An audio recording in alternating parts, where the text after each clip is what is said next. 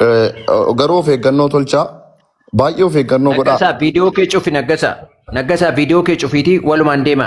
Hospitaala waliin deemaatii ilaalaa malee viidiyoon banii. Ani kophaa koo kuteera bakka ambulaansii hordofee nama eeguun barbaadu. Sirrii miti wanni kun innatti laayivii irra agarsiisaa jirti kun sirrii miti. Kanaafuu jedhe isaan nan jedhu kana bara. Tarkaanfii biraa keessaa akkas hin galchineef of eeggannoo akka gootan ofiin jechuuf ani. Yaa. Sirriidha yaadni qaamni seeraa odeeffannoo mataasaa ragaa mataasaa kennutti kalaa hin taane miidiyaa hawaasaa irratti waan hin taane bittimsuun seeraalee nama gaafachiisa waan ta'eef isa kanarra of qottoo baasin. Akkasii. Odeeffannoo suutaadhaatii barbaadaa irraan kan hafe viidiyoo wantiniin godhina.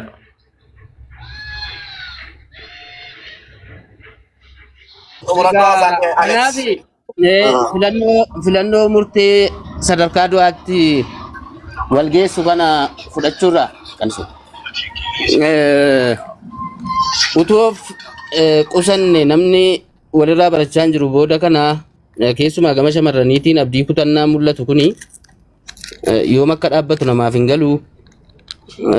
Biyyaans namoonni hiriyaa jaalalaa qabanu abbaa manaa qabanu immoo dubartii waliin jiran tokko kan haadha manaa isaanii miira ishee maaliif hubachuun dadhabame rakkoon ishee irra ga'u maalirra akka jirtu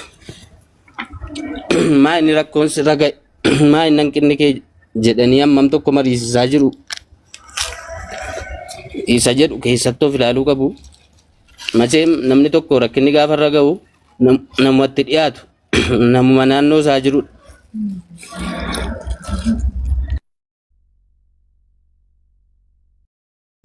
Miidiyaa irraan baatee na baay'isee Aleeks illee cubbuudhaan as jira dubbataa ture. Miidiyaa ispeeshaalii bultii keessa miidiyaa irraan baasina wallaahi bataam xinniqqaaqee ይፈልጋል ispeeshaalii Oromoo biratti jechuudha. Oromoo biratti baay'ee of eeggannoo barbaadama. Ijoollee danuu beekna nuti ijoollee Amaaraa kanaadha manaaf abbaa manaa wal dhungatu nyaata wajjin hojjetu piraankii wajjin godhu tokko abashaawaa tokko hin jettuun hin gammaddi walitti jaallattiin kan Oromoo hin arrabsaa. Safuu Oromoon qabdu, safuu Oromoo gattee, Oromoon akkana miti, Oromoon salphoo akka kanaan qabu jedhaani baay'ate. Wallaahi. Inni galee.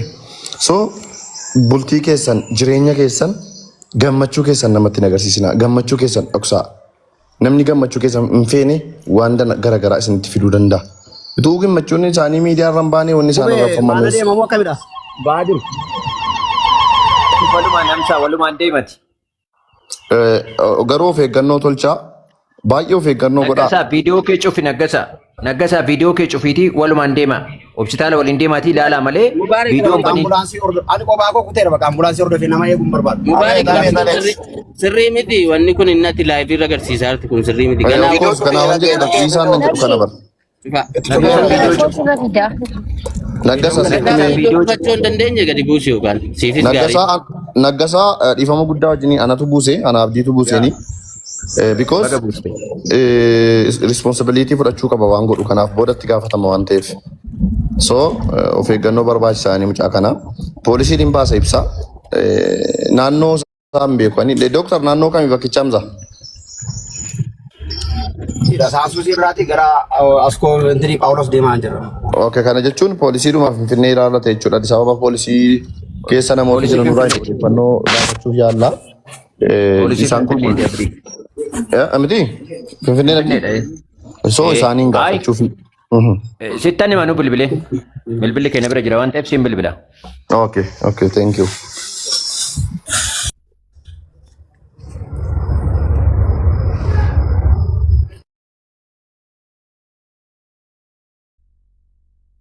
Xumuradhu. Ani kanan jechuu barbaade fakkeenyaaf ilaala abdii maalidha beekta rakkinni keenya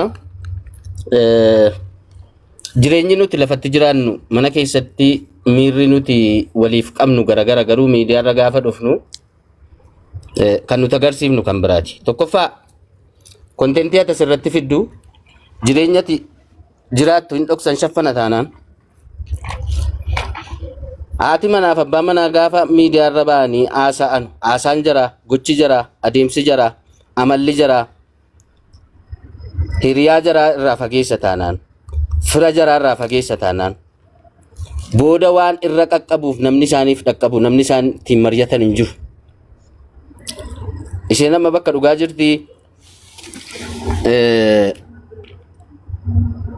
Lubbuu ishee amaaru.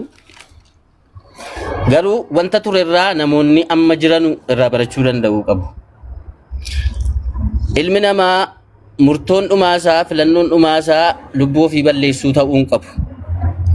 Wanti hundi madaala isaa karaa eeggateen haati manaa koo hangaafa isheen gadi baatee nama wajjiniin atakaaroo galtu akka namni arrabsu akka namni xiqqeessu waan godhu gaafa isheen dubbattu gaafa isheen hojjettu abbaan manaa eekamuu danda'uu qaba. Wantoota gochuu danda'uu qaba. Dhiisii jedhee gorsuu danda'uu qaba. Likkiitti ta'uu qaba jechuudha. Hanga namni gama hundaan namatti duulee hanga namni nama salacha'utti ta'uu hin qabu. Abbaan manaas gaafa waan nama bultii qabu tokkorraa fokkisu gaafa inni hojjetu haati manaa dhorkuu danda'uu qabdi. Gaafa namni dubartiin tokko gaafa miirri ishee kanaan duraa gammachuun ishee badu abbaan manaa maal taateetu maaltu sitti irratti rakkootu jira.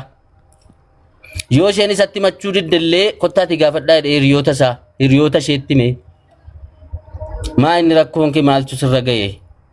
Dubartiin baay'ee murtee waa murteessuudhaaf dhiyoodha. Du'as haa ta'u jireenyas haa ta'u milkaa'inas haa ta'u kufaatiis haa ta'u wanta gootu tokko murteessuudhaaf yeroo dheeraan fudhattu. Kanaafi warri haadha manaa qabu warri jaalallee qabu hangam tokko ordofaa jira hangam tokko miira jaraa hubataa jira. Ba'aaf gala ishee bultii ishee gammachuu fuula ishee irra jiru haala isheen itti jiraattu hammam tokko hordofaa jiru. Maatiinoo hangam tokko walitti mufatanillee mucaa koo akkam jirtaa maalirra jirtaa jireenyi kee akkamii jedhee iyyafataa jira. Namoonni baay'een namni bakka irraa gaafa argu hiriyaa baay'ee akka qaban itti kan beeku namni baay'een itti marsee akka jirutti kan beeku garuu isaan kophummaadhaan namni kan hin argu akka waan hiriyaa baay'ee qabaniitti fira baay'ee qabaniitti. Isheen garuu yookaan inni garuu kophaa isaa ta'e namatti himatu namatti mari'atu dhabeeti kan inni murtee akkanaa irratti ofirratti murteessu sii galee. Kana jechuun firris hiriyaan asirraa wal faarsaa oolus quba waliin qabu waliin iyyaafatu miira waliin hubatu jechuudha. Namni tokko gaafa fuula guuru fuulli kee sirrii miti jechuu ni danda'uu hin qaban. Maal taateetu rakkootu jira. Rakkoon sun waan furuu hin dandeenye yoo ta'e nama biraatiin mari'achuu danda'uu hin qaba. Mucaan kun akkasii akkam goonaa. Hiriyaan hammam tokko quba wal qaba. Haati manaaf abbaan manaa gaafuma viidiyoo waraabanu qofa dhufanii asirratti wal iyyaafatu wal faarsu wal himu moo lafattis mana keessatti hammam tokko quba wal qabu waan jedhu gaaffii keessa galcha sii galee waan baay'ee argaa jirra waan ta'eef namni murtee akkanaa gaafa ofirratti fudhatu daddabalamaa jira. Namni walirraa barachuu dhiisee walirraa qooddataa jira. Isheen kun sababa maalii akka ta'e borii wanti seerri adda baase dubbatamuu danda'a. Garuu deemee namoonni naannawaa ishee jiran maal gochaa turanii hanga isheen sadarkaa namni gaafa abdii kutudha. Murtee kanarraa kan inni ga'u bara. Eessa turan maaliif wal hubachuun dadhabame waan jedhu namni maaf walirraa hin baranne irra deddeebi'amaa jira wanti kuni hanga yoomitti. Indee dhaloota wal adeemaa gaafa xobbee karaatti citu sanuu ofii isaatiif lubbuu of baasu baay'ee si gaddisiisa waan dubbattu si wallaalchisa beektaa. Yeroo baay'een irra deddeebi'ee barreesseedhaan arrabseellee hin beeku garuu noo miidiyaa irraa bu'aa dhiisaa namni suma argu kana dhugaadha si'aa jennee dadhabe. Jaalala keessan lafatti godhaa manatti godhaa jedha yeroo baay'ee yaadan kennuuf isheedhaaf kanadha. Egaa rabbiin lubbuu ishee amaaru hiriyoota ishee maatii ishee firoota ishee hundaa fi jajjabinaa kennu jennaa waan jennu hin qabnu. Garuu wanti kun namni gattaa'ee wal barsiisuu danda'uu qaba wal hubachiisuu danda'uu qabna. Hanga yoomitti itti fufa wanti kun boroo eenyutti itti aana isa jedhu wal gaafachuu waliif ibsuu danda'uu qabnan jedha. Galatoomaa hunda dogoggoree naaf golcha.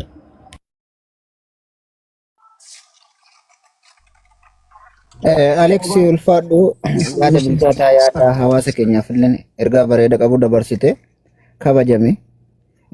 Namni keenya waan kana hubachuu barbaachisaadha. Osoo deemee waan tokko keessa hin seenne dura osoo balaa walitti hin seenne dura obsas qabaachuu qaba.